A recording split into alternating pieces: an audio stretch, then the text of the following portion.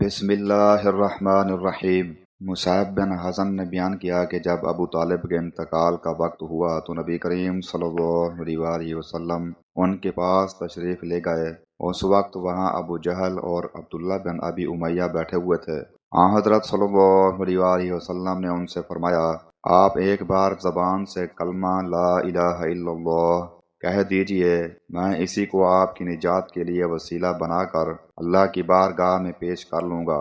اس پر ابو جہل اور عبداللہ بن ابی امیہ کہنے لگے، ابو طالب، کیا آپ عبد المطلب کے دین سے پھر جاؤ گے؟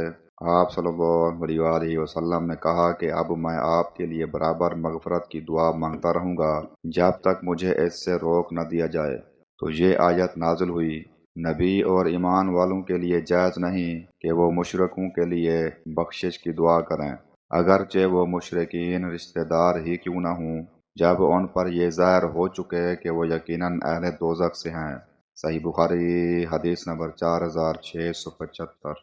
عبداللہ بن مسعود رضی اللہ عنہ نے بیان کیا کہ قریش نے جب رسول اللہ صلی اللہ علیہ وسلم پر ایمان لانے میں تاخیر کی تو آپ نے ان کے حق میں بد دعا کی کہ اے اللہ، ان پر حضرت یوسف علیہ السلام کے زمانے کا سا قحط نازل فرما۔ چنانچہ ایسا قحط پڑا کہ کوئی چیز نہیں ملتی تھی اور وہ ہڈیوں کے کھانے پر مجبور ہو گئے تھے۔ لوگوں کی اس وقت یہ کیفیت تھی کہ آسمان کی طرف نظر اٹھا کے دیکھتے تھے تو بھوک و پیاس کی شدت سے دھواں سا نظر آتا تھا۔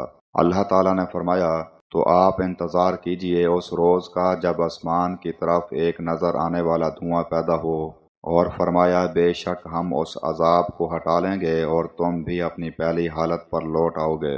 حضرت ابن مسعود رضی اللہ عنہ نے کہا کہ عذاب سے یہی قحط کا عذاب مراد ہے، کیونکہ آخرت کا عذاب کافروں سے ٹلنے والا نہیں ہے۔